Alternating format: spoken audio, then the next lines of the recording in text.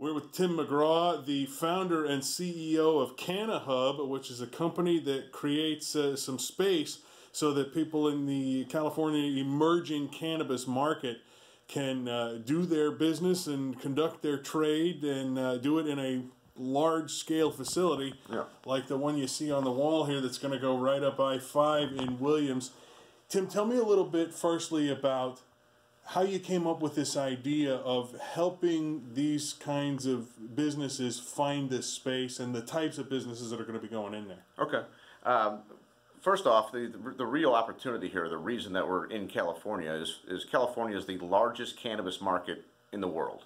It's larger than all of the other states that are medical or recreational combined. And that's only going to grow now that recreational is passed next year. So all the tourism, obviously, all the tourists can buy recreational now starting next year. So it's only going to get larger. But the industry is going to consolidate a bit because in order to even apply for a license with the state of California, which you need to sell or operate commercially, in order to even apply for that license, you need to prove that you have real estate zoned for that specific purpose.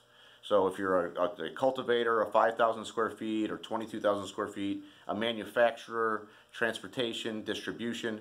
With manufacturing especially, we allow for volatile solvents within our facilities. But our campuses allow for every license type except for outdoor grow and dispensary. So everything in between, like I said, manufacturing, transportation, distribution, nurseries, third-party testing labs, even vendors and supply companies to the industry.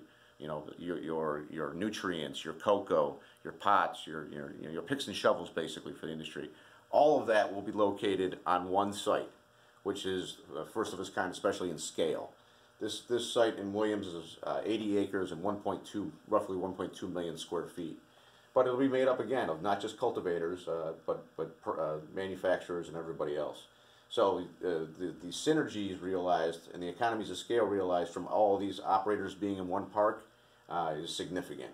If you're a cultivator, you'll have manufacturers across the street, you'll have labs across the street, you'll have tissue culture and geneticists, and all of that will be done within this park. We're really excited about the advancements in research and in development that will happen within these facilities. And additionally, the site is fully secured by us, the perimeter. Operators are responsible for their own internal security and biosecurity. But the site is designed down to the landscaping in that it's a sterile facility. You're not going to walk through the grass on the way to your grow in our park. Everything's hardscaped. Everything we do is designed to make this the most efficient and sophisticated cannabis campus in the world. What are some of the advantages in addition to that to putting all of these people together and all these businesses together? Imagine there's some cost savings involved. Oh, absolutely. Transport would probably be the first. And then just general time savings. I know a lot of processors and cultivators that are shipping their product 2 or 3 hours away to be tested. And then they're in line and they're waiting 2 or 3 weeks. Within our park, there'll probably be 3 or 4 testing labs here to service these operators, and they'll be right there. They're going to save on the armored transport. They're going to save on the timing of doing that, because you don't want to just send 1 gram to be tested. So you typically wait until you have a bunch of batches. Here you could rush one, just run this across the street and have them tested. Things of that nature. Additionally, the power in numbers. We intend to start an association of our operators to help lobby in defense of our industry. One thing I've learned is in the 6 years I've been in this industry is you constantly have to be fighting politically to protect your industry and to expand your industry. So we look at this as a community, and this community is going to have a serious impact on the industry at large.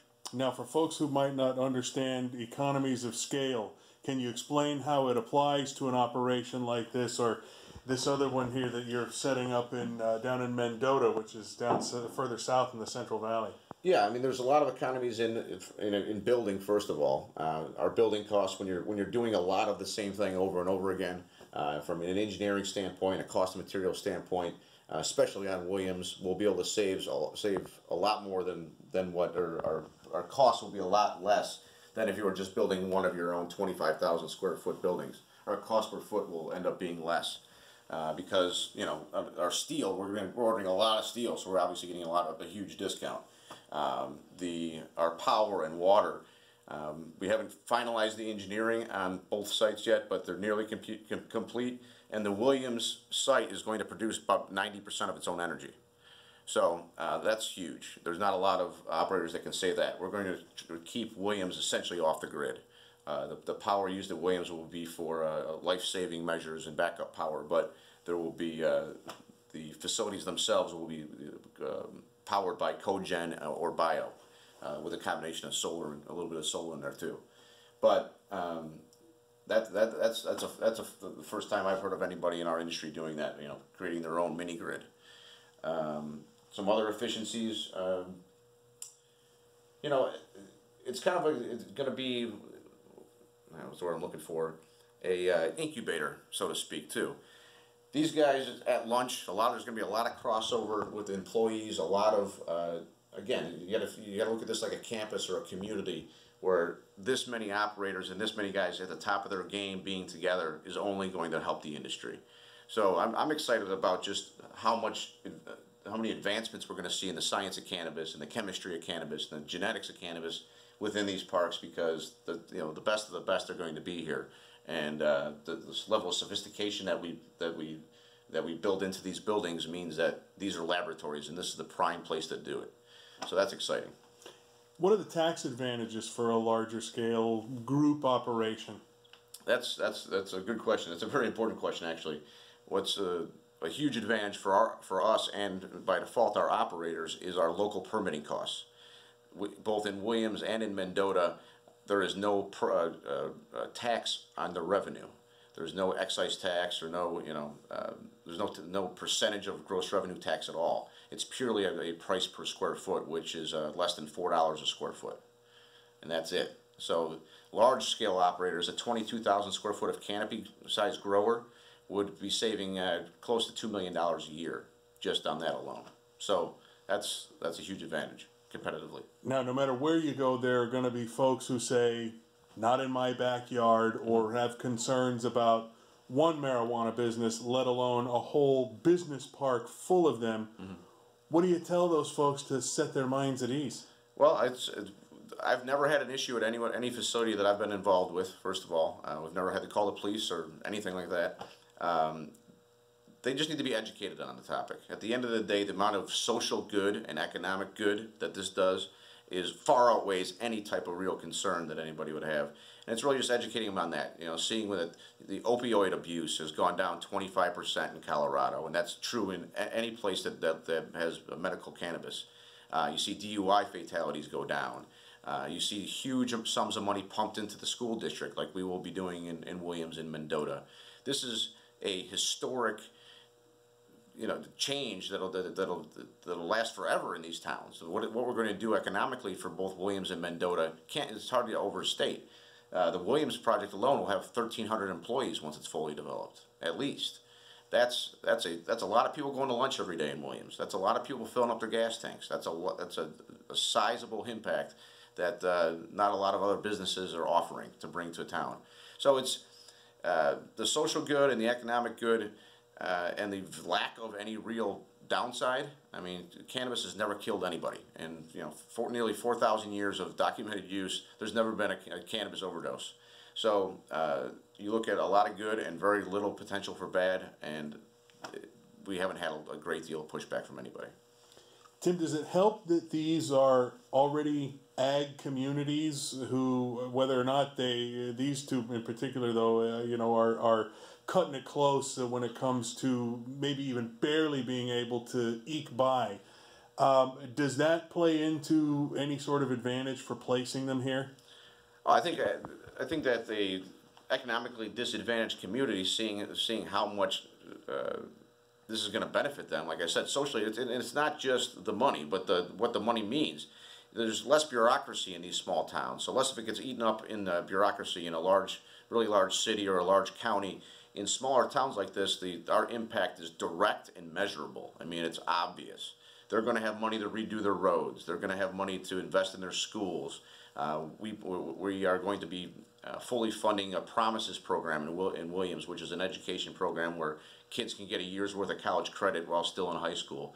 We're working with them on that, and we're only going to expand upon that. We are historically and intend to continue to be a very good corporate neighbor and a citizen, and so beyond just the money, the things that we intend to do within these towns to help socially are going to be significant too.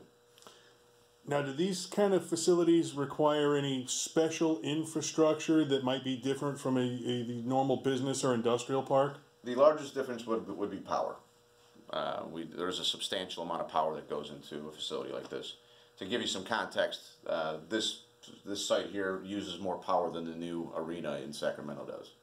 So it's a lot of power, but we're going to be doing it the smart way and doing it through cogen and self-generating power. So we'll be as green as you could possibly be in with this type of demand.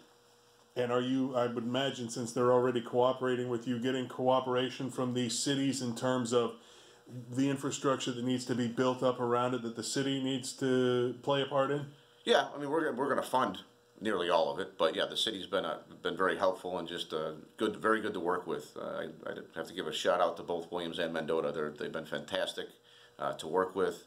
They've seen the big picture, and they've done a lot to try to help us push the ball and move the ball forward. So when can we expect the first tenants to move in? The hope is by the end of January. Well, not to move in. We'll be breaking ground and demising them in sometime in January in Mendota. The plan is to probably have the first move-in in Mendota by the end of February.